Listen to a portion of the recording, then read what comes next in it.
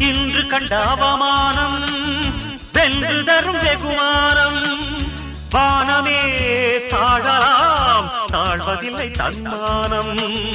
மேடு பள்ளம் இல்லாமல் வாழ்வில் என்ன சந்தோஷம் பாறைகள் நீங்கினால் கோடைக்கில்லை சங்கீதம் பொய்மையும் வஞ்சமும் உனது பூர்வீகமே ரத்தமும் வேர்வையும் எனது ராஜாங்கமே எனது நடையில் உனது படைகள் போட்டிப்படுவே அடே நண்பா உண்மை சொல்வே